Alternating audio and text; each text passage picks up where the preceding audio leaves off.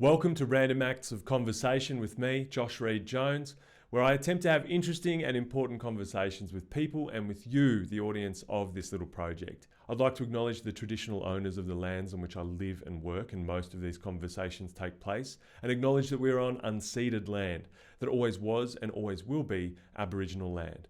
I pay my respects to elders past, present and emerging, and acknowledge all First Nations peoples from across the continent we now know as Australia. Thanks for tuning in. I hope you enjoy this next conversation.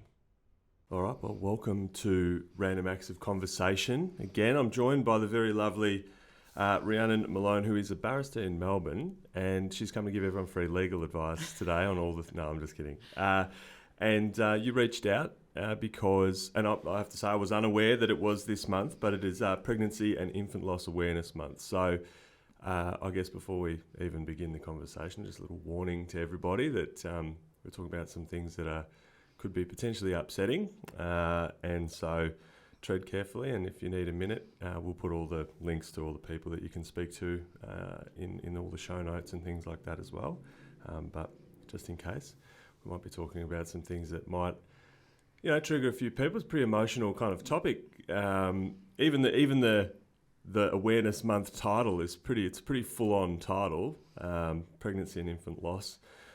It's a big deal, but thanks for reaching out and sort of bringing it to my attention, and then very graciously offering to shed some insight into what that's all about and why it's an important conversation to have. Yeah, my pleasure. I think for me it's obviously a topic that is very close to my heart, which we'll get into, but I think it's something that's really important, that it's not just kind of relegated to podcasts about pregnancy or about infant loss, because that sort of attracts people that have gone through the experience. And I think in order to raise awareness, it needs to be in more mainstream forms of media.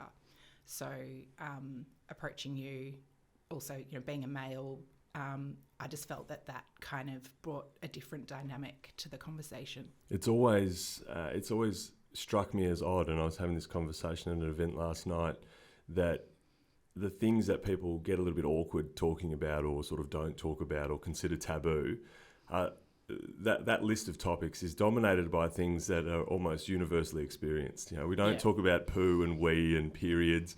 Sex is taboo. Death is taboo, just in general. These are all things that are sort of impolite to talk about, or they're very full on, or people get very wound up about it. And it's always struck me as incredibly odd that the things that we're all guaranteed to talk about are the thing, or to experience or be a part of, are the things we're not supposed to talk about.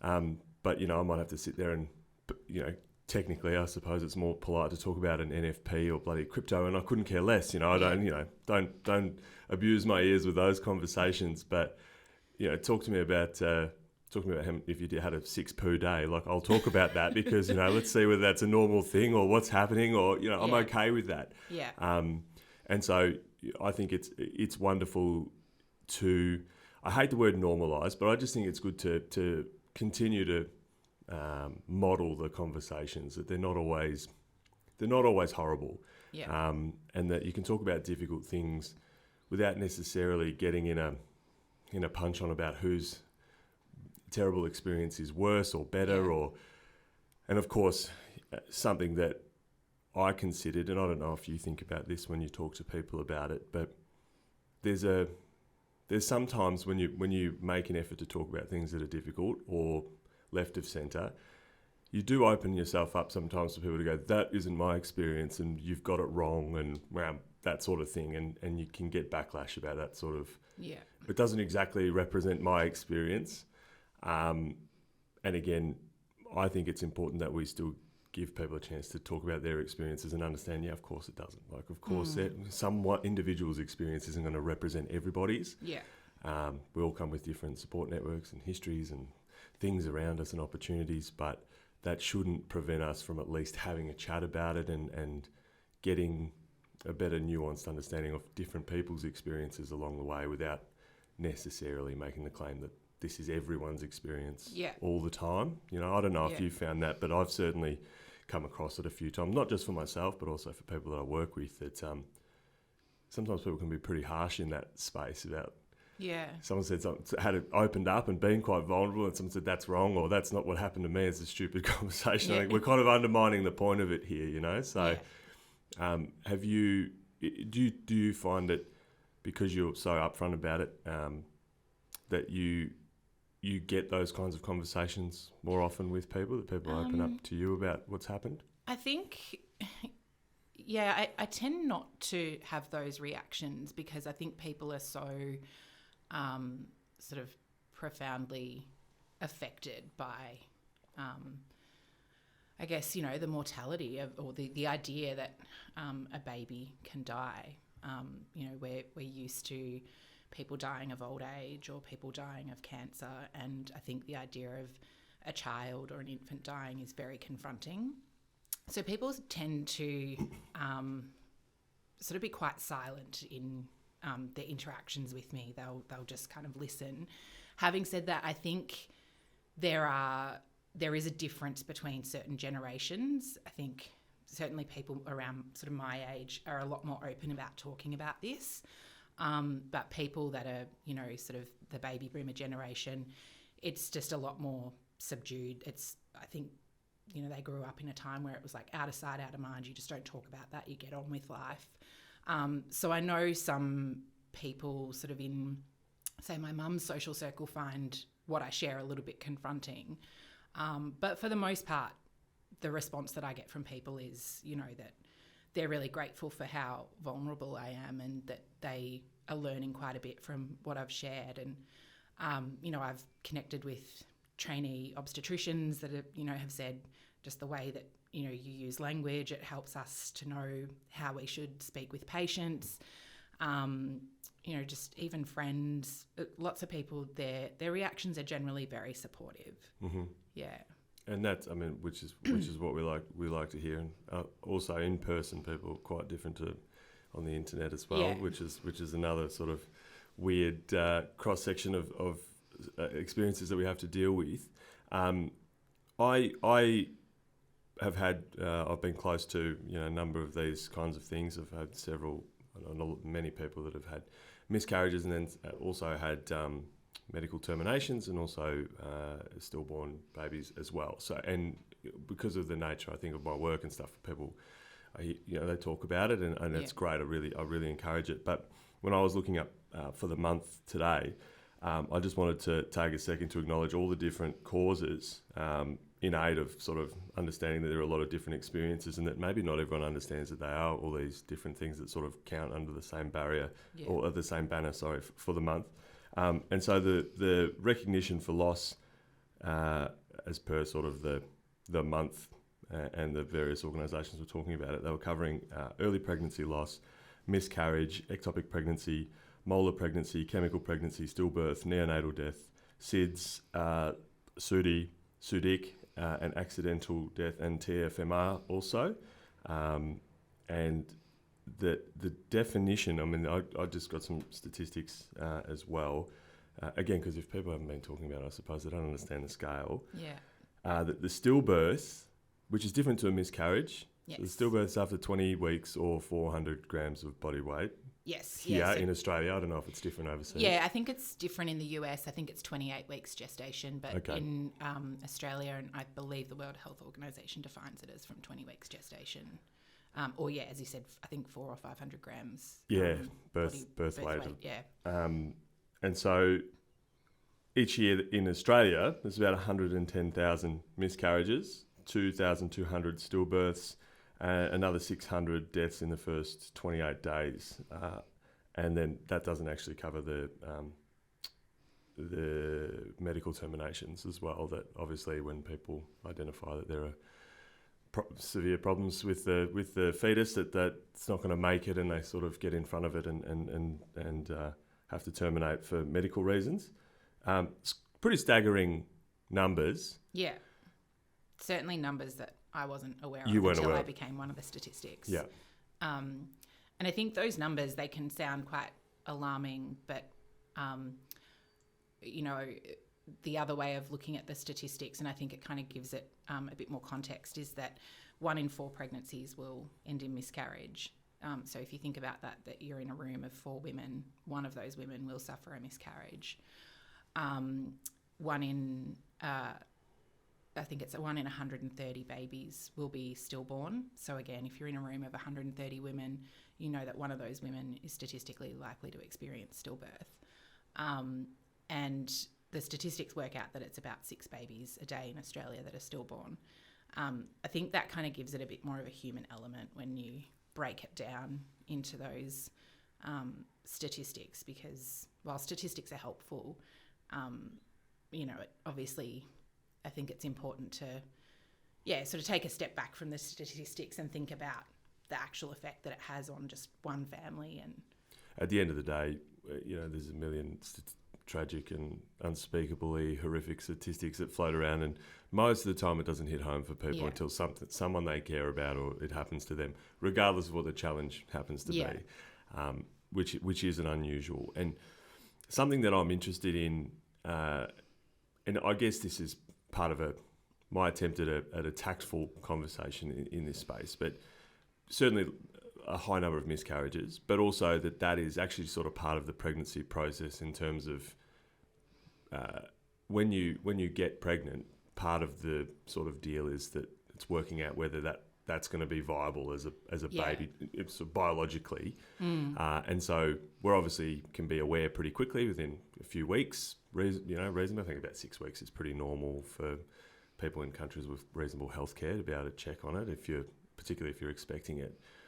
Is there something in our conversation that where we just need to, I don't know, improve some nuance around how we talk about falling pregnant before we get to the end, of pregnancy and having babies and what happens a bit later on? That because people you often have this chat where it's like, we're not telling anyone till sort of 10 weeks, and so if you're one of the close friends, you hear about it, and so there's kind of this sort of acknowledgement that we're not sure because the body's not sure for 10, 12 weeks, and then we start getting the checks done and those sort of things, and obviously the odds increase of it being successful the further it goes. Do we need more nuance around how we talk about getting pregnant and not about how we get pregnant, but about what to expect at the beginning and what people's expectations are? Because we do have such great healthcare and we do expect things to just kind of work pretty quickly. Do we need to adjust some expectations around that so we can sort of have a chat about it and align people's expectations and experiences and the reality and the possibility all sort of together and sort of so that it's not as maybe a shock or maybe it's confronting for people in that sort of way? Yeah, it's a really good question. I think it's a difficult one to know how to approach, because I think a lot of the reasons that miscarriage and stillbirth isn't spoken about is because people don't want to scare women that are pregnant. But on the flip side of that, we always tell women horror stories about, you're going to have problems breastfeeding. What if you have to have an emergency cesarean, or you have tearing, or, there are just all sorts of things that can go wrong. And so I think it's a fine balance between working out the conversation that doesn't, I guess, scare women, but ensures that they have the information available to them. I think also because miscarriage is so common, there's almost sort of this misconception or sense of, it's so common, just get over it, just move on. And I haven't experienced a miscarriage, but from what I've heard other women say, it's profoundly distressing. It's very upsetting. I've had friends that have had 6, 7 miscarriages. I think normalising the conversation to say, yes, it's common, but your grief is your grief and you're entitled to be upset. And however you want to handle and navigate that grief is entirely for you. The whole 12-week wait thing kind of, I think, is a really outdated notion. It really sort of stems from, I guess, up until, 30, 40 years ago when women didn't work and their job was to be, a housewife and have babies. And so you know, you got pregnant, you had babies. If you had a miscarriage, you didn't talk about it because it was quite shameful. I think now people fall into this trap of, we're not going to tell anyone until 12 weeks because that's when the chance of miscarriage significantly reduces. So we don't want to tell people because if we do have a miscarriage, we don't want to have to tell everyone that we've lost the baby. Yeah. Which I understand because some people don't want to talk about that. But equally, it closes yourself off from having the support of saying to people, well, I've actually just experienced this really awful loss and I'm feeling really awful. And, you know, my hopes and dreams for this baby are just, they're gone. So for me, because I'm currently pregnant again, we told all of our family and friends pretty much immediately. I was only 3.5 weeks. But that was because we knew that there is no safe zone because of our experience. I just don't subscribe to that whole, well, you know, once you get to 12 weeks, it's safe, it's viable. So many things can still go wrong after 12 weeks. Yeah, of course, and also, we knew that if anything was to happen to this baby, we're already grieving my first child, Rory. We would need the support of our family and friends to know that, you know, we've then gone through another loss. Mm-hmm. So I think, you know, this sort of subscribing to, I won't tell anyone until 12 weeks, I think it kind of, it can be, I don't know how helpful that is. It's really tricky because women don't want to necessarily announce that they're pregnant because they're worried that they might be overlooked for work opportunities. You know, certainly in the legal profession, you worry that you're not going to get as good a work. You're going to start getting overlooked for the really good cases. So you do tend to keep it secret. So it is a highly nuanced topic of, you know, not knowing who to share it with, when to share it. But potentially closing yourself off from receiving the support that you need if something goes wrong. I have a real bugbear about the amount of emphasis we put on the most vulnerable people to be the ones that make decisions in this space all the time. So if you're sad, reach out. If you feel shit, you've got to do this. If you're pregnant and you're concerned, be this. And so I like to speak to the people around people because, you know, you're the ones that provide an environment around which people who are vulnerable are having a difficult time are living and are in. Yeah. And certainly I've found that personally, you know, with my really close friends, you find out quite early that they're pregnant. Yeah. You generally have an idea they're trying to get pregnant, but also I've had a couple of calls where that wasn't on the cards and, okay, we're pregnant, you know, it's early days, but we're going to see what happens. Everyone noticed with me because I stopped drinking. Hang on a minute. That's weird. Something's going on. She doesn't have a glass of wine in her hand. Yeah, so, I mean, like, if you want to be a good friend, maybe you don't put it on Facebook in week 3.5, but you want to know that there's some people that you've got in your corner to do those things. And so for everyone else, and particularly men who can't get pregnant, I think you can be a safe person to speak to by being okay with having difficult conversations with people. And I don't mean difficult as in yelling at them and telling them what they're doing wrong all the time, but be like okay with trying to hear as much as you can hear and be understanding before those things happen. Yeah. And so part of that is also cultivating, I suppose, a community or relationships that are deep enough that you can say, all right, well, we've got a couple of people we're going to tell. Yeah. Because some people will tell one half of the parents, and the other half they're like, we can't deal with it. They're going to be too much when we tell them, and we're going to need a breather from them, and we'll tell these ones, or we'll tell these friends, and we'll hold off on these ones, or maybe the Facebook announcements or whatever. Do you think that that's something that people around other people can do? How do I need to talk about this when my friends aren't pregnant? What sort of things do you think help open the door so that should that happen, or should these things, there be difficulty in these spaces, that people feel comfortable to talk about it? Because again, with like sex stuff, I've found a lot with people with their sexuality, or maybe things like even sexually transmitted diseases. If you have friends around you who are really prudish in the sense that they can't hear about sex, then you cannot talk to them about things that go wrong with sex. And it becomes like a very difficult conversation to bring up. Because if you can't hear about the reasonable normal-ish, good, healthy, fun times, how am I supposed to tell you about this horrific experience? Yeah. Obviously, pregnancy a little bit different. So what sort of things do you think help people feel comfortable to go, yes, we're pregnant, or yeah, well, I'm having a drama, or this is what's going on at the moment, and be someone that you can speak to without feeling like, oh, I'm going to overwhelm them, or they're going to get upset, or they're going to get so invested that if something goes wrong, I have to now make them feel better. Which sometimes, there's families get pretty invested in these sort of processes as well. What sort of things do you think might help people be better around people? I think it's about people being really just being aware that, we have as a society this notion that pregnancy is a really joyful and beautiful and special time, which it can be. And when it, ends in a living baby, a living healthy baby, then, it is wonderful. But I think people commonly overlook the fact that it's really hard for some people to get pregnant. There are women that have, and men that have, significant fertility issues. They have multiple miscarriages. It might be a same-sex couple that they're looking for a donor egg or donor sperm. So just getting pregnant is really hard. So I think, it's important to be aware of those nuances.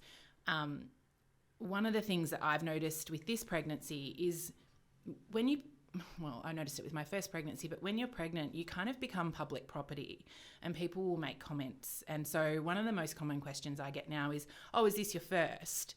And I think that comes from a place where people assume that, pregnancy is really wonderful. And that's a really hard question for me to answer because I feel like I'm betraying my son if I say, yes, this is my first. But then if I say, no, actually, I had a son and he was stillborn at term last year, people kind of go, oh, I'm really sorry. And then they want to change the topic. And so I think it's just about being conscious of the fact that, it's not, you shouldn't sort of just be passing comments or making, asking questions that could potentially, I guess, trigger something that's a distressing topic for someone. But yeah, I mean, I don't think that there are particularly easy conversations around this in terms of, raising awareness. I think it's just really difficult. I think certainly one thing that I was surprised by though in my pregnancy is I never heard about stillbirth. My only experience of stillbirth was a colleague of mine had lost her firstborn son. It'll be 5 years in December. And also when I met my husband, he told me that his cousin was stillborn. So that was the only knowledge I had of stillbirth other than, I think maybe reading Shakespearean plays in high school. And so for me, I just thought it was really rare. I didn't think it happened. I particularly didn't think it happened in, developed Western nations. I thought it happened where, there was sort of no access to healthcare, incredibly poor people, migrants, refugees, Indigenous Australians. And so, none of the pregnancy books that I read mentioned anything about stillbirth. And I think that needs to change because whilst the way that my son died, whilst there weren't any indications or anything that we could have done to prevent it, there are some, key factors or forms of research that have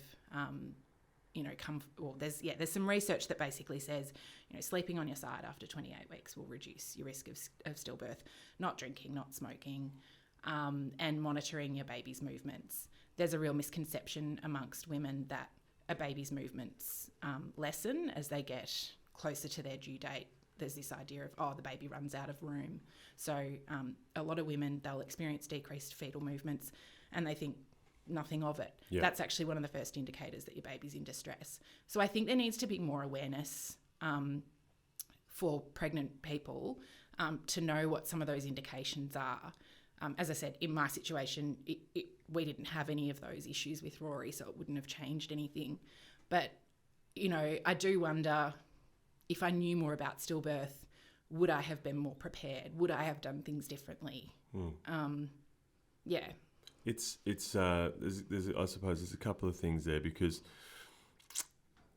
one challenge I face very regularly is, I suppose, the awareness of all the different challenges that lots of different people have in lots of different places. It's something I'm exposed to daily, and the idea that lay people who don't know, have to be aware of all the different kinds of things that might upset people or along the way. Yeah. It's a lot, because it's virtually infinite, really, from everyone's individual point of view, the things that can relate to an upsetting experience or trigger them in some way or do those sorts of things. And I think, you made an interesting point when you said, people say, was it your first baby? And you say, well, you either say no and go through that, or you just say yes and feel like, maybe you've made an easier decision in the moment, but you feel a bit like you're not being fully honest about it and acknowledging Rory. But for me, I sort of think the challenge isn't, and I love your thoughts on this, but the challenge isn't about the questions that you ask people, because it's very difficult and you don't know, and probably 99 times out of 100 someone says, I've got 2 at home, or this is the deal, or whatever.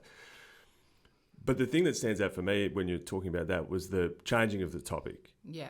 And so I think people need to be prepared that in the nuance of everyone's life, that sometimes you can accidentally, with no ill intent, open the door to something that's quite upsetting. It can be anything. It can be as simple as someone saying something about your hair that you're very, you've been picked on your entire life about, and you're ready to kick off. And sitting in it a bit and going, okay, well, now that I've done this, my responsibility now is to navigate you, the person, out of this conversation in a way that you don't feel like awkward and shit. Yeah. So I've asked the question, you said no, and then I go, oh my goodness, I'm so sorry. Are you okay? Do you want to talk about the thing? Tell me about, Rory, if you want to. Is it something you want to talk about? And if we sit in it for a little bit longer, and we talk to it to the level that you feel, I could be a complete stranger, so you're like, I'm not going to tell you my whole life story, bro, but this is what happened, so, and this is why I feel this way about it. I feel like that sort of conversation helps people understand better. It gives you a little bit of, not just having a weird door slammed in your face every time you bring up something that someone isn't ready for, but as the surrounding people in general for so many things, that if you touch on something that's upsetting, you kind of you should try and sit in it a bit with the person and bring them through it. Yeah. Whether it was your intent or not to upset someone, and it's so rarely someone's intent in a circumstance like that to do that, but don't be weird about it afterwards. Yeah. Sit in it for a little bit and have a chat. And, perhaps the first couple of times as a mum, you're also a bit uncomfortable with the chat because you don't have the words necessarily. You have only had, this is the first time I've said this. And then you think about it, and over time, no doubt, I'm sure you've found you get better at the words, and you find the ways that sort of express how you feel a little bit better, and you a little bit more understanding of how you actually feel too, because it probably starts off as just a big mess, and you slowly start to get a little handle on some of it. Yeah.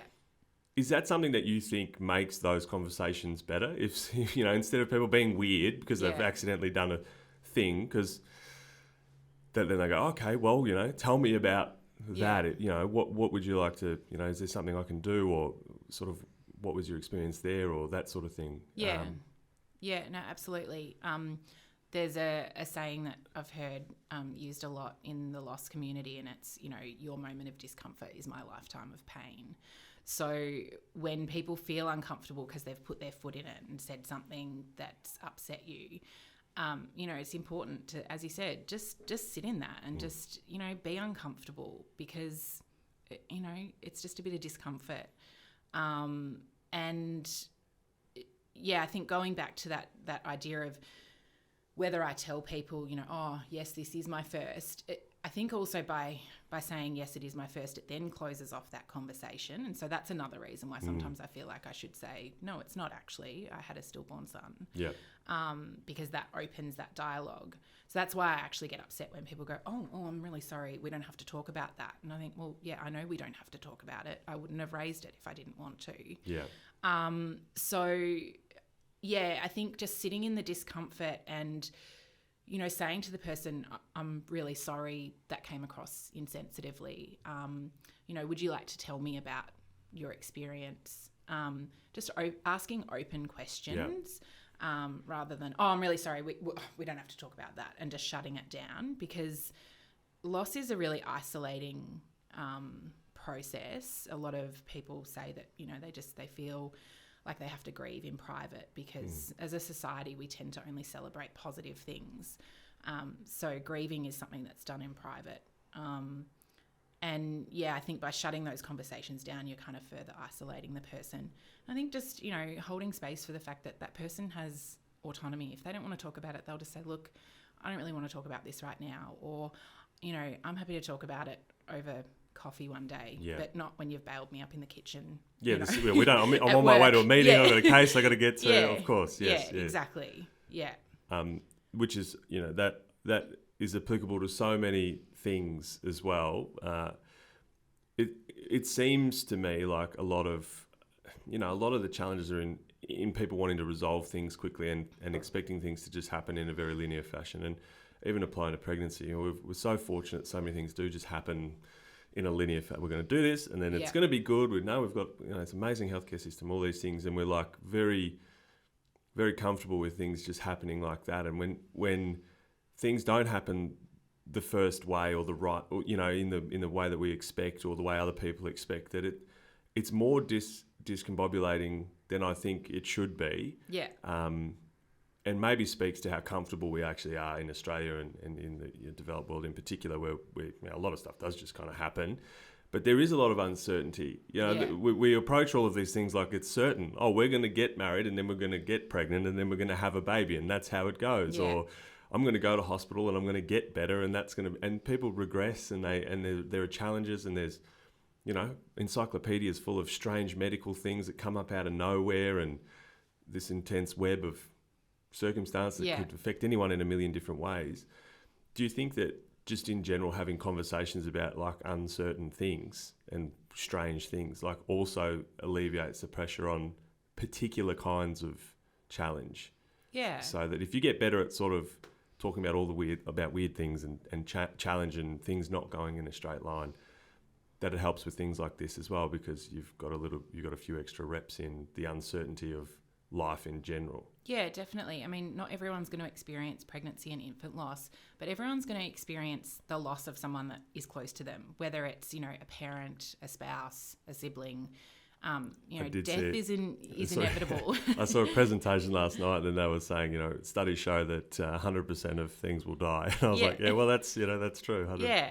And so, you know, I think it's important that we have grief literacy, that, you know, we know what to say to someone when they've lost someone important to them. And I know, you know, I was guilty of it before experiencing it myself. I was really awkward around people. If someone died, I'd sort of say, oh, I'm really sorry for your loss. And that was it. I didn't know what to say. And I worried that I would be upsetting the person if I said anything. So sometimes I wouldn't say anything at all, which is actually the most hurtful thing in my experience, is when people just don't acknowledge your loss. So yeah, I think it is absolutely crucial that we have these conversations about, you know, what do you say to someone that's grieving, and what don't you say to someone that's grieving, and that, I think, just, you know, it makes us better people if we can have those conversations, because life isn't all, you know, rainbows and Skittles, and yeah, sometimes there are just really shit experiences, and you just, you know, you need to sit in that with friends and family.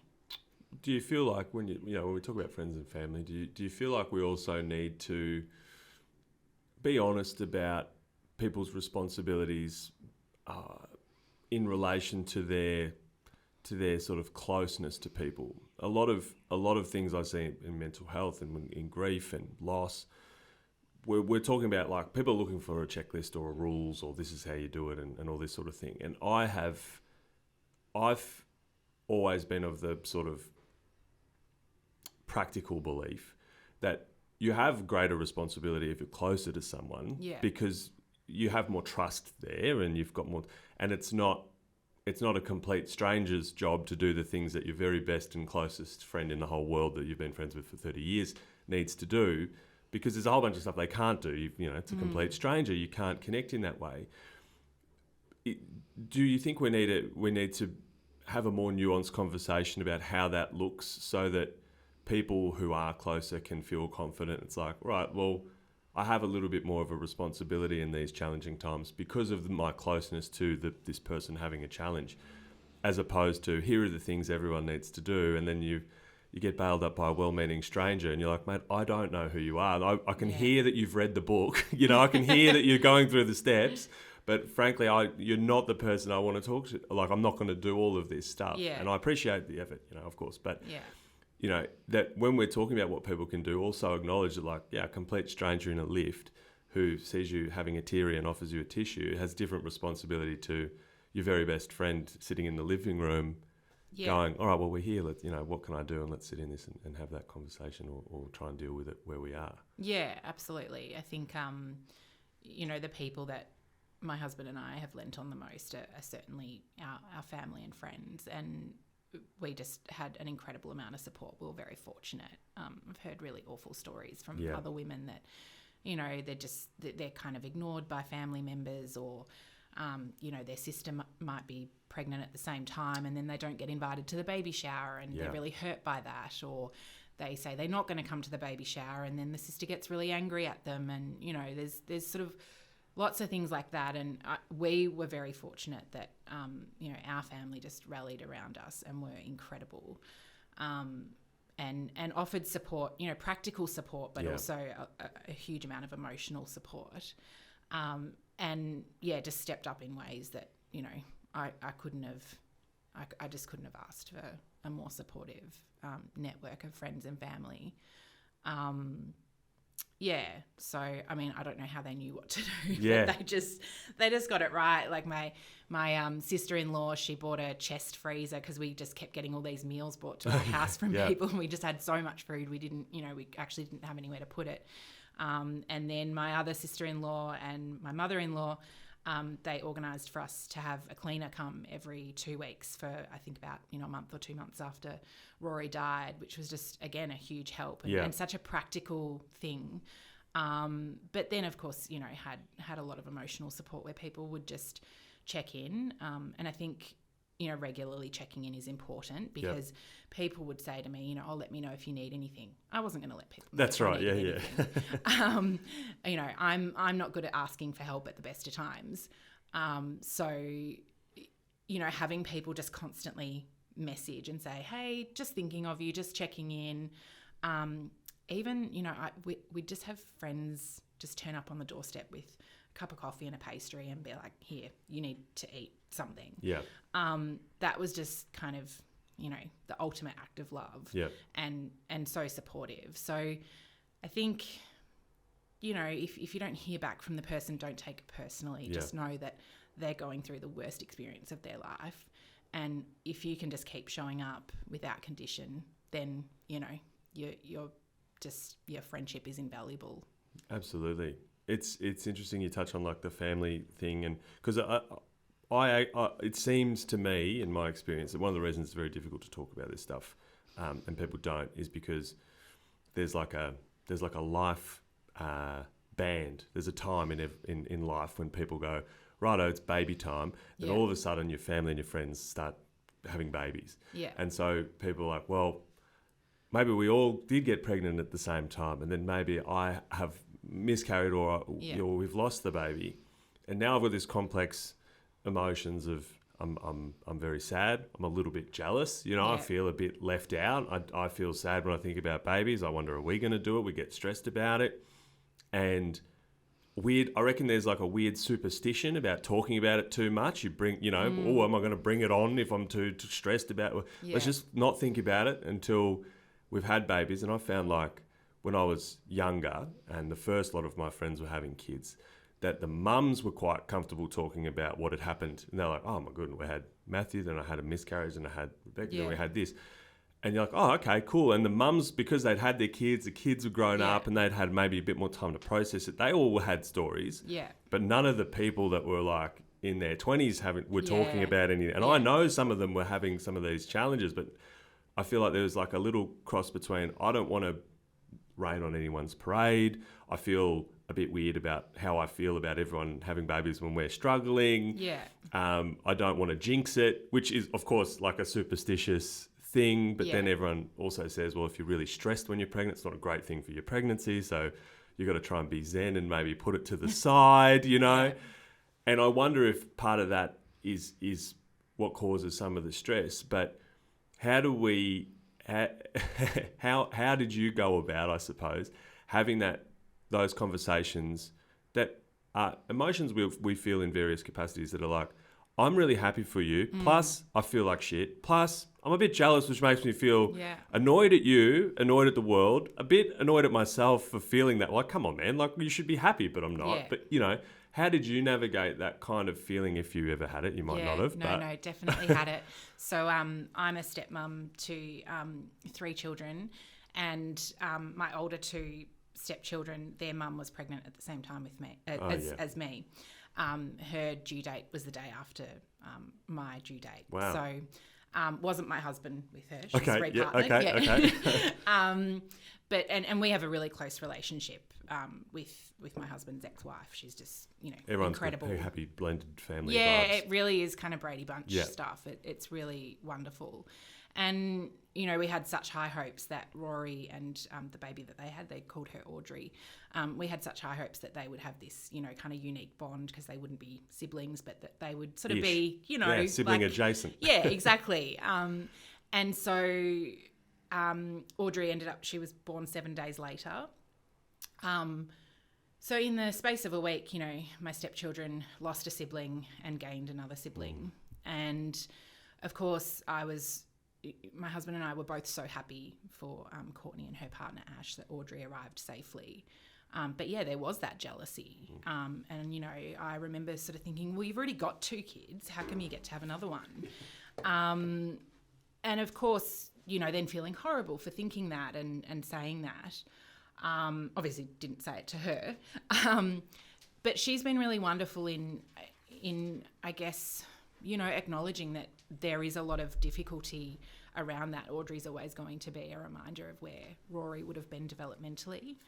And so, she didn't force me to meet Audrey at any point. She wouldn't ever bring Audrey around, or if she had Audrey in the car with her or something, if she was dropping the other kids off, she'd say, like, I've got Audrey. So, she would just give that heads up. And, I would just, I sort of said, like, I can't meet her. I can't meet her just yet. I think when I finally met her, she might have been 3 or 4 months old. Mm-hmm. How was that? Yeah. Hard but special.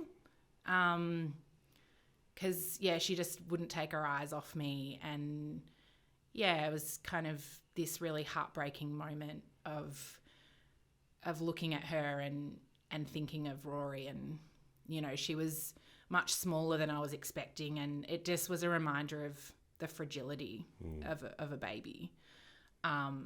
But then, she just wouldn't take her eyes off me and fell asleep in my arms, which was so incredibly beautiful.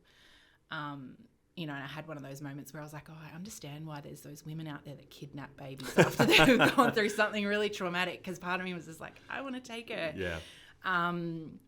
So, I mean, it's her first birthday's coming up, and, her mum, Courtney, to her credit, messaged me and said, it's Audrey's first birthday. We would really like you there because you're so important to us, but we totally understand if it's too difficult for you. You don't have to RSVP. You can decide on the day. We won't, either way. just the way she worded it, it just meant I responded and said, well, of course I'll be there. You know, I really do want to be there, but I appreciate that, you know, you've basically said you're not going to be judgmental if I don't turn up. If suddenly on the day I just say too hard. So, yeah, I think that's been, you know, a huge help. Have you had people that you have spoken to about those sort of complex feelings as well, like with your friends, where you're like, I'm so mad and I'm so sad and I hate this, and I'm also like, hey, it's a little tiny baby. I can't be mad at the little baby that I can't look at. And yeah, totally. So my sister-in-law she was found out she was pregnant a couple of days before Rory died. Oh my goodness! It's all around you at this time. It's this that you're in the time, you're in the band of it all happening. And you know, I know that Lauren was incredibly stressed throughout her pregnancy because of, you know, the fact that we had lost Rory in essentially unexplainable circumstances.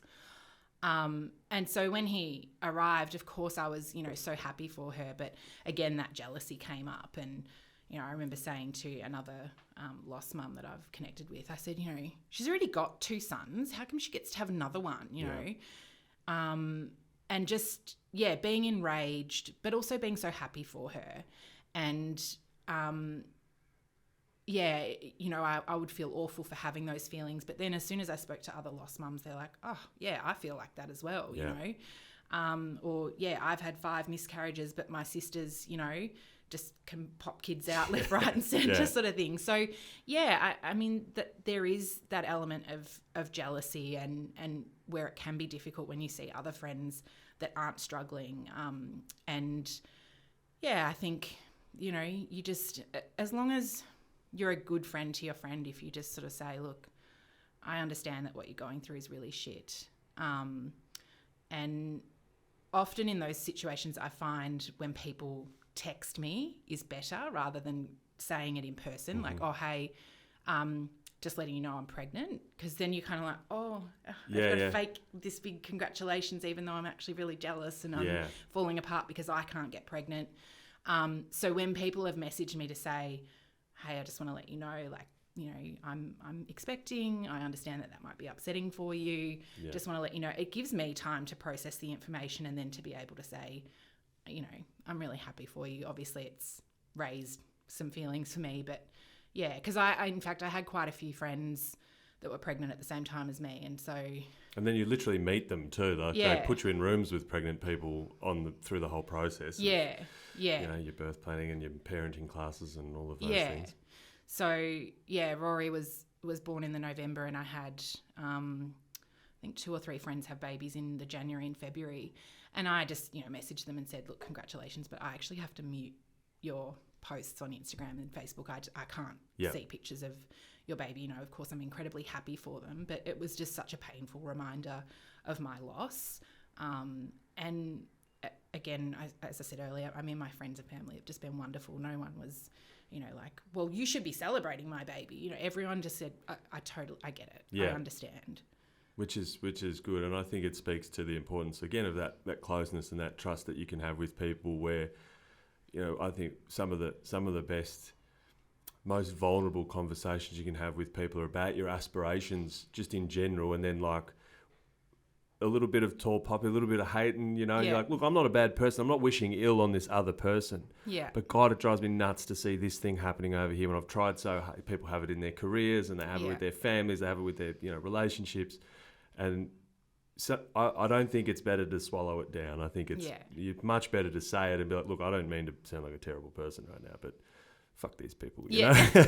You know? And like I just need to get off my chest, you know, I'm not gonna be an asshole. It's just how I feel. I just need to say it.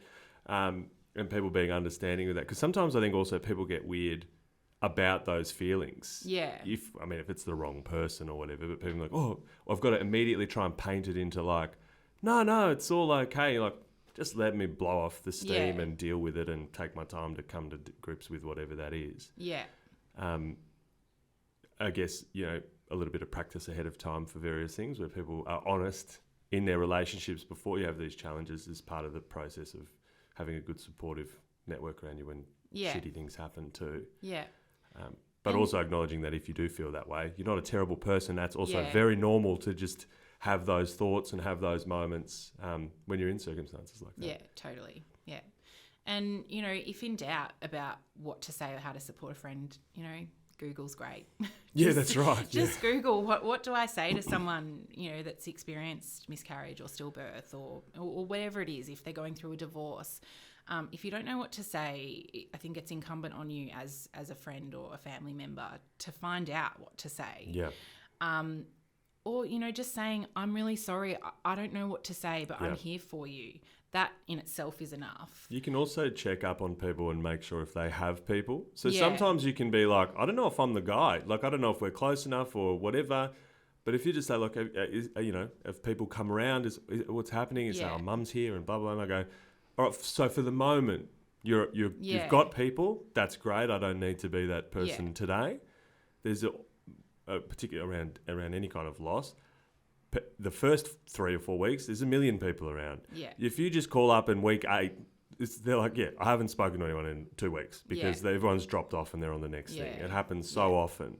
That might be your time then. And then the person who's grieving has had a bit more time to process stuff. And, you know, so sometimes just checking that people have people around them is the right question. Yeah. You don't have to dive deep into what's happening. You just like, you got people around you. Okay, that's cool. Like, as long as that's happening for the moment, then I can just let you know I'm around. Yeah. And I had some people that would say to me, you know, oh, I know someone that experienced a stillbirth, 5 years ago. Would you like me to put them in contact with them? You know, there's a WhatsApp group that I'm in called Bar Mums. It's basically just mothers that are at the bar. And by the bar, we mean the legal bar, not mothers not heavily drinking mothers. Although there is probably there's probably a couple. Although that goes hand in hand. But it's about, I think, probably 250, 300 odd women. And I just had so many reach out to me individually and say, you know,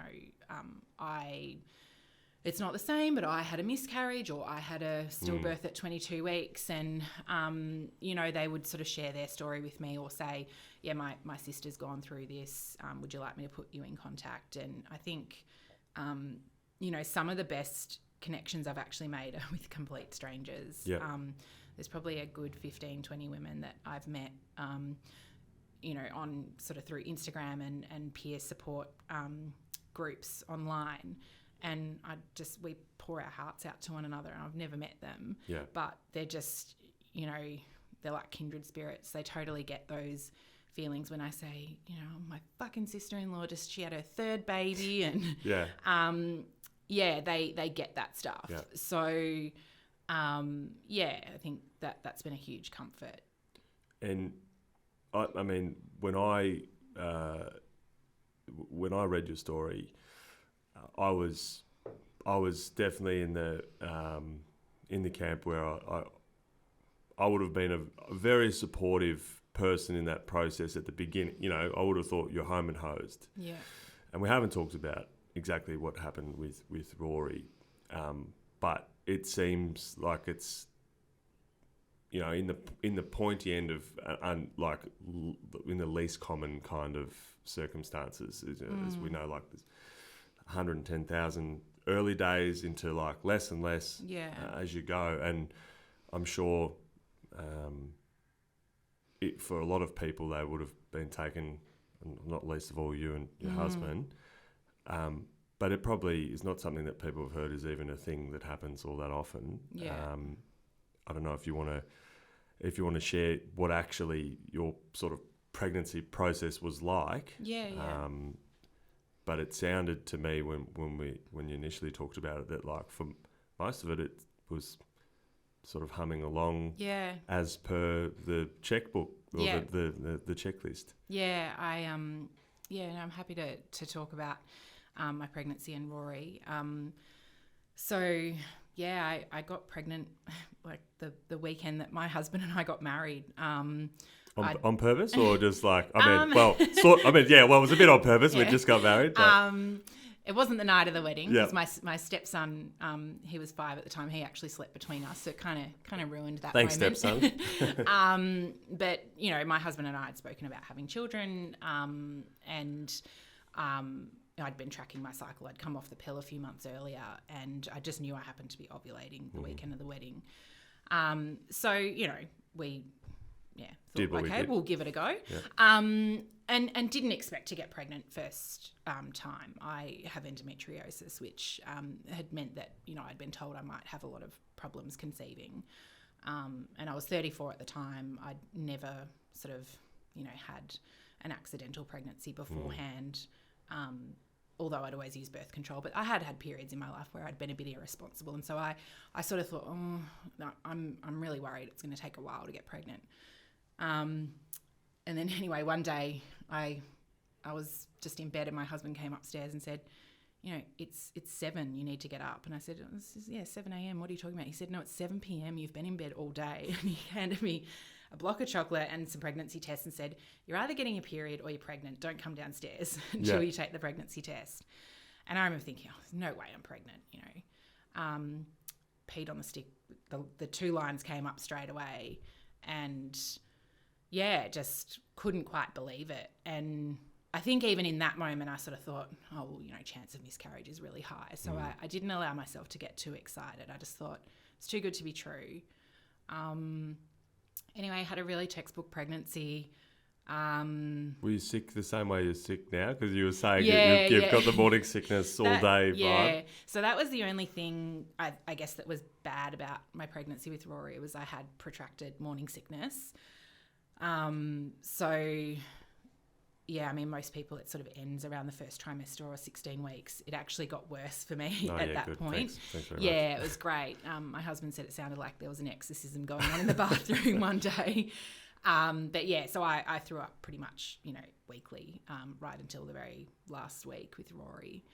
But, you know, wasn't as extreme as to be diagnosed with hyperemesis gravidarum, I think is how you say it. Yeah. Which is when you're like hospitalised. Yeah, they and have put you to put a drip and your stuff. Drip, yeah, exactly. So, you know, I was able to keep food down and stay hydrated and just feel like crap, just treading that fine line between feeling terrible but actually being able to sort of function. Yeah, great. Yeah, exactly. So throwing up all the time, and then they don't tell you the medication that you take to help with the nausea makes you really constipated. So then you've got that as well, which is great. Winning. So yeah, I had a really easy pregnancy, you know, had the first major morphology scan, that was perfect. Had the second one at 20 weeks, that was perfect. And I'm a highly anxious person, and quite surprisingly, I was really relaxed during my pregnancy. I think because my husband has 3 other children and he's a doctor, I guess I just sort of thought, oh, well, he knows, you know, if anything kind of goes, if there's any concerns, I'll just ask him. Yeah. And I had a really good relationship with my obstetrician because I'd been seeing him for so long, because of my endometriosis. So I think I just thought between the two of them, I was in really good care. You are, really. Yeah. I was like, I don't need to stress. Yeah. I've got people around me that know lots about pregnancy and that are going to make good decisions for me if I'm not sure, you know, what to do. So, yeah, attended all my appointments with my obstetrician. My due date was the 7th of November, and on the 3rd of November I saw Peter, my obstetrician, and, you know, saw Rory on the ultrasound, saw his heartbeat, he was kicking away, and Peter said, you know, don't go out of Melbourne this weekend, because he said, I'd be very surprised if you haven't had this baby by the weekend. And, you know, kind of went waddling out of the appointment, and it was still in the height of I think it was the 5th or 6th lockdown that we're in. So my husband couldn't be in the appointment, and I waddled to the car and said, you know, our little boy's thriving. He's you know, Peter's really happy with everything he's seen. Went to bed that night, felt him kicking as I fell asleep. Woke up at 3 a.m. to go to the bathroom and sort of thought, oh, are these Braxton Hicks? What's this? You know, I felt sort of some contractions. Went back to sleep at 5 a.m, woke up and was like, oh no, this is labour. Started timing my contractions. They were every 5 minutes, lasting 30 seconds. After about 10 minutes, I woke Tom up and said, I think I'm in labour. And then sort of within about half an hour or an hour, they increased to every 3 minutes, every 30 seconds. I just thought that was normal. Yeah. Apparently it's not. It's pretty quick, yeah. It's, it's usually they're sort of 15 minutes or half an hour apart. So, suddenly was in quite a bit of pain because I was in very intense labour. And Tom called maternity ward where we were going to deliver Rory and said, we're going to come in. And they could hear me, in the background kind of wailing through the contractions. And they said, sounds like she's in a fair bit of pain. Yep, bring her in. And we made our way to hospital and, we walked into the hospital thinking that it was going to be the happiest day of our lives. Didn't have any inkling that anything was wrong. And Tom was able to go in with you at this stage for the birth, so like he at was this able, time in the lockdowns you could go in. So we walked in, we were taken up to maternity ward, to the delivery suites. And the first midwife, she was trying to find his heartbeat. And she sort of said, this little baby's not cooperating. And I just remember thinking, I knew where Rory was positioned and where his feet were. And she was sort of putting it near where his feet were. And I was like, no, he's sort of down here. And then, I was kind of pulling myself into Tom and they gave me I think it's nitrous oxide or happy gas, whatever, which is amazing. Yeah. So I was just, really getting into that. And then I heard that they'd found a heartbeat. It actually, I found out later it was mine. Mine was just racing because I was, in so much pain. Then all of a sudden my obstetrician arrived and I just thought, everything's fine and it's all going well. And then I heard something about, that they hadn't found his heartbeat. And I knew that we'd been in the room for about 15 or 20 minutes. Mm-hmm. And I looked at Tom and I said, why haven't they found his heartbeat? And Tom just couldn't look at me. And I knew in that moment that I knew it was bad because I knew if it wasn't bad, Tom would have said it's okay. Mm. And he said, Peter's going to talk to us. And I just had this flash and thought of my colleague that had a stillbirth 5 years ago. And I just remember thinking, am I going to get the news that she got? Is that what's going to happen? And everyone left the room and it just suddenly was quiet. And I just knew then. I was like, no one seems to be running around anymore. And Peter sat down and he said, I'm really sorry, but your baby doesn't have a heartbeat. And this is like my world ended, And then you've still got to have, you've still got to give birth. Yeah. And I was still in extraordinary pain. And because, they didn't know why he died, they thought I might have had a placental abruption, which meant there was certain things that they couldn't do because, they didn't want to do an emergency cesarean in case I, bled. So they had to run all sorts of tests. So I was in, a huge amount of pain, which, my obstetrician said, I know that probably seemed really cruel, but he said we couldn't give you pain relief until we knew that you hadn't had a placental abruption. So I was given some pain relief.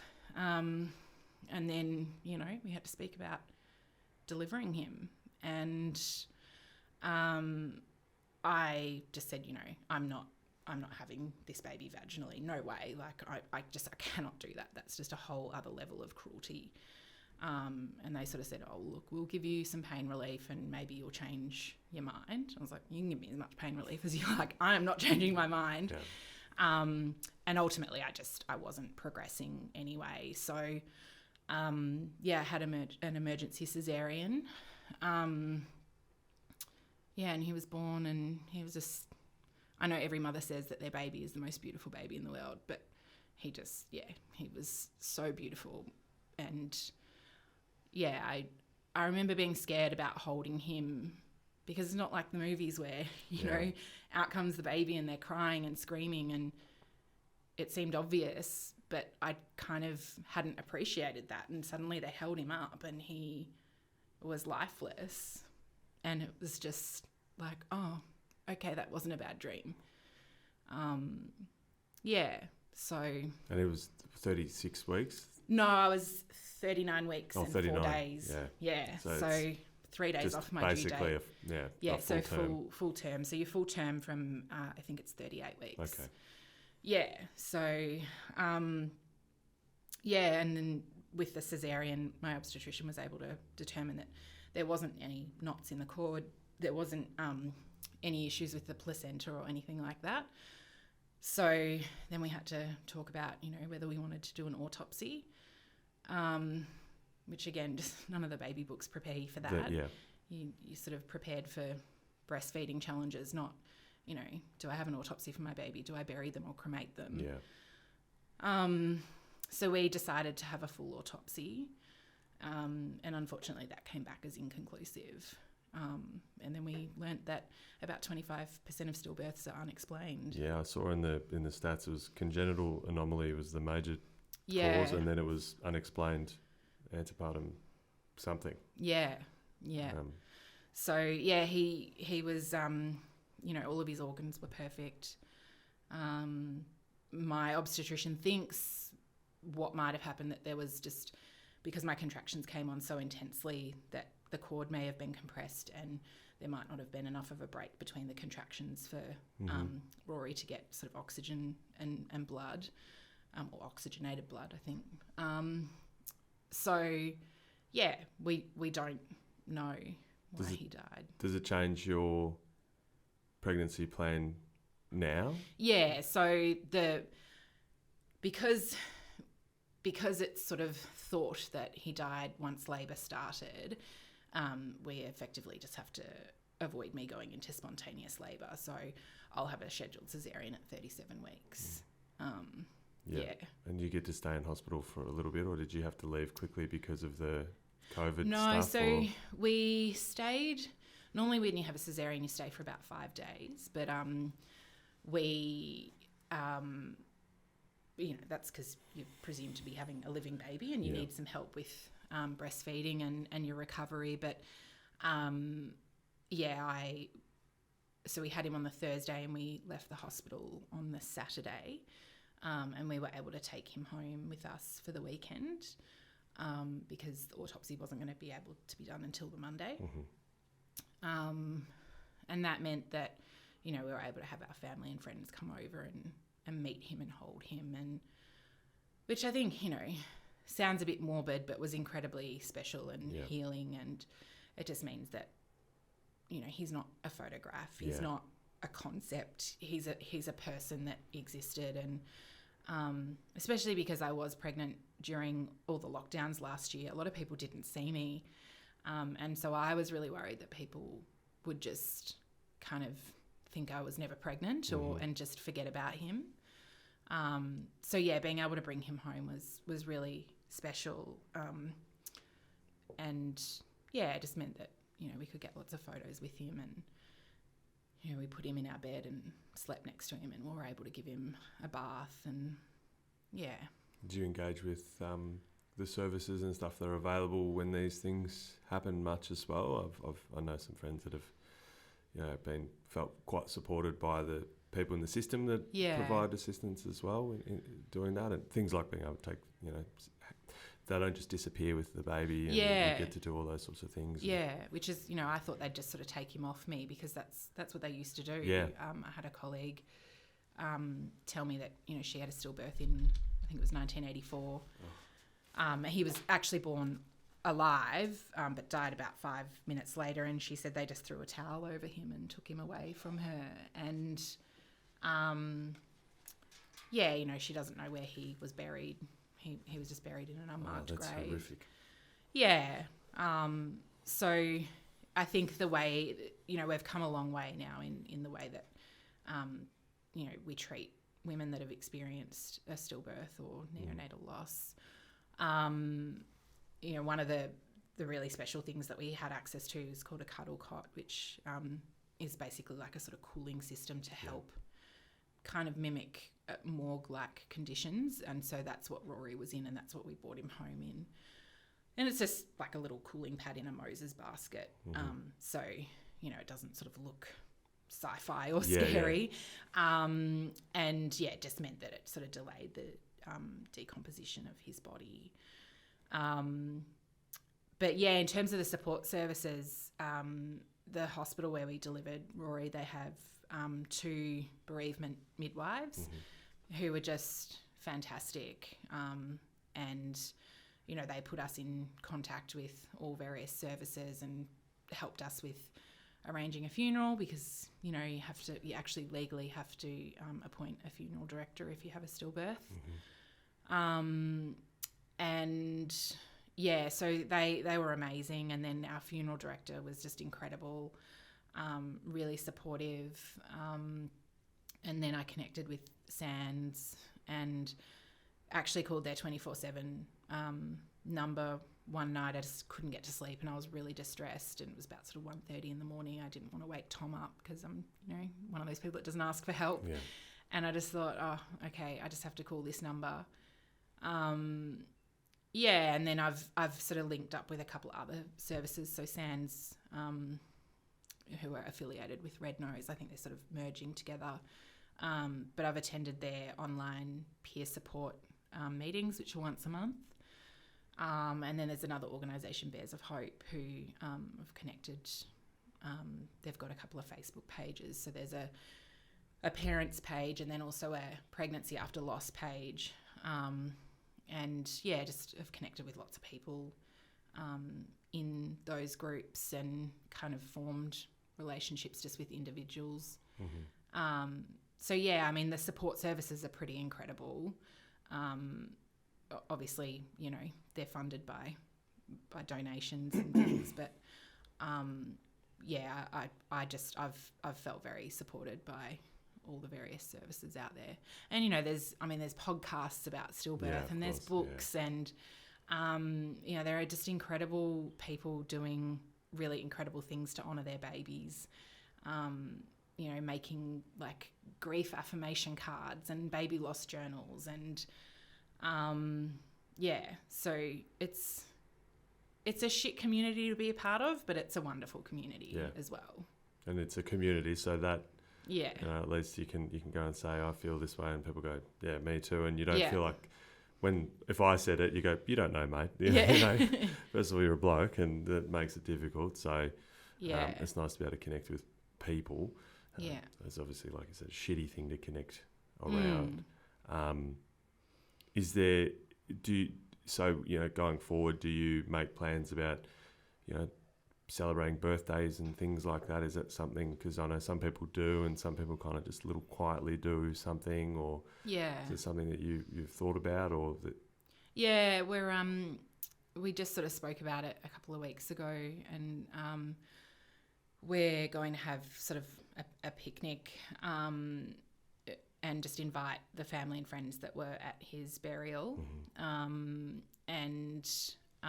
we'll do it at the cemetery where he's buried, which sounds kind of morbid, but the cemetery where he's buried it's a very new modern cemetery, and he's in a section that's dedicated to children, to babies, and it's actually like really bright and colourful, and there's, you know, sort of play equipment and things. It's not just gargoyles and giant stone obelisks everywhere.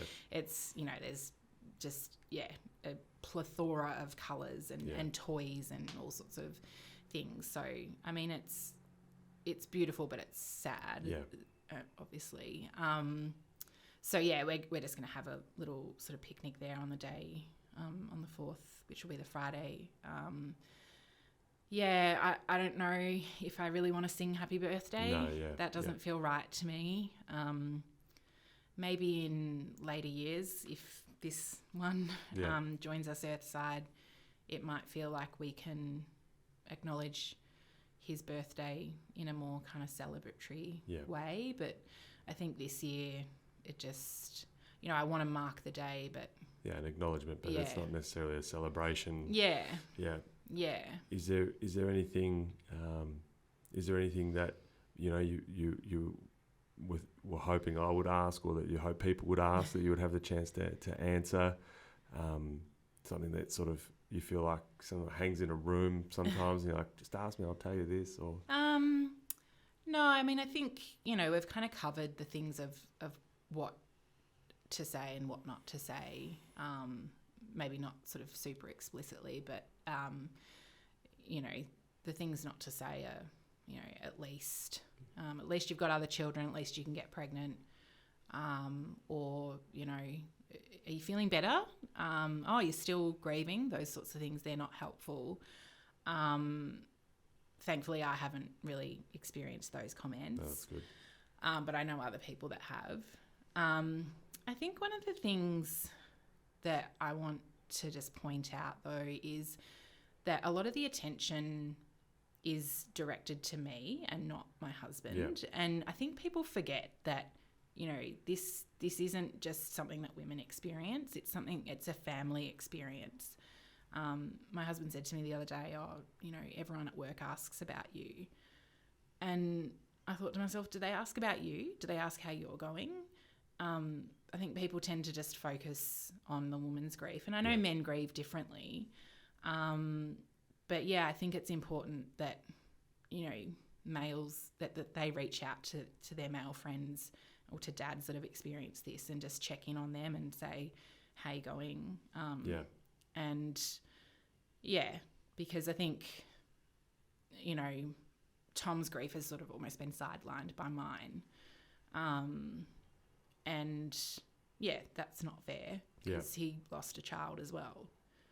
Yeah, absolutely. And it does speak to just having those people around you that you can say the things that you feel. I know the experience for a lot of men, and particularly you watch a lot of it, you know, and so a lot of them are like, I don't really know what's going to happen when it happens, and support crew. And then even, you know, the first little bit, you're often kind of providing that support role because we're just sitting around going, I can change a nappy and do stuff. But, you know, you're really you're the one bearing the burden of all the things that need doing. And so again, that being able to be honest in the same way, because I feel jealous about the other, just like I feel disconnected but miserable. I feel like I need to support and I can't break down yet. And I definitely would encourage people to find, you know, men to find those people that they can have those conversations with. And yeah, if you know someone that's going through that, to let them have that space as well without always trying to make it, it's all going to be okay or what, like, just let it out, mate. Just get it off your chest. And because there's no end date. It just carries on and comes in waves and moments and memories and all these things. And so we just deal with whatever's happening on each given day and try and be good to the people around us and hopefully pull them through. Yeah, definitely. I think people tend to think grief is a linear process because we talk about the stages of grief. But it's definitely not linear, and it's not something that you get over or move on from. You know, there are some days where I'm fine, and then there are other days where, you know, 11 and a half months down the road, I just start crying and I can't look at photos of him without bursting into tears. And I don't know when those days are going to happen. That's totally understandable. You know, it might be that I see a little boy with red hair, and Rory had red hair, and which was quite a shock because Tom's children have all got brown hair, but Rory looked a lot like me and my brother as kids, sort of little ginger ninjas. Yep. So yeah, when I, you know, sometimes if I just see a little boy with red hair, or a solicitor that instructed me in a matter, I found out that her son was called Rory, and I sort of was like, it just caught me off guard, but I actually was kind of elated to hear it because I don't know any Rorys, and it was really special to hear his name.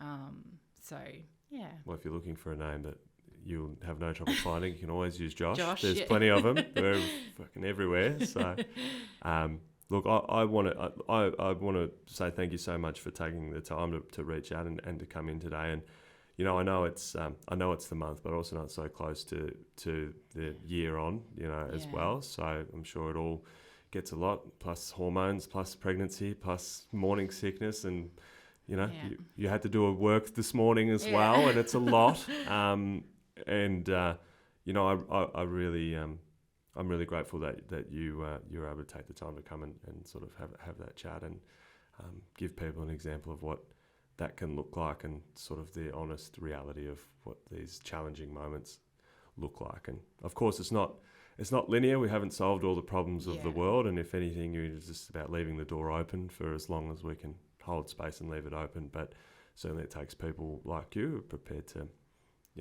step up and sort of have those conversations, and it's really great. I really appreciate it. Yeah, no, thanks for having me. I think, as I said earlier, I think it's important that this isn't relegated to, areas of the internet or society where, we only talk about it once you've experienced it. It's one of the few ways that I can mother my son is to raise awareness and to, make sure that his life means something, even although it was incredibly short, and just to honour him and sort of create, I guess, a legacy and just to help other people know that they're not alone. Yeah. As awful as the process and the journey is, there are lots of people that have gone through this, and it's a life thing, and it's something that shouldn't just be pushed off to small groups of people to deal with. And the more we can be honest about the good and the bad things that happen in life, the better we're going to be able to look after each other. And there's certainly part of that. So thank you so much. Thanks. And good luck for the remaining. Yeah. We've got the 18 weeks or something left now, or something like that. No, it's 15. 15 weeks. Yeah, because I'm having a scheduled cesarean at 37 weeks. So, yeah, not that I'm counting. No, but, it's 37 weeks, and I'm going to stop throwing up every day, hopefully. When people say, how far along are you? I'm like, 22 weeks and 2 days. Or, Yeah. I know exactly where I'm at. So I'm 23 weeks and 1 day today. Yeah. But yeah.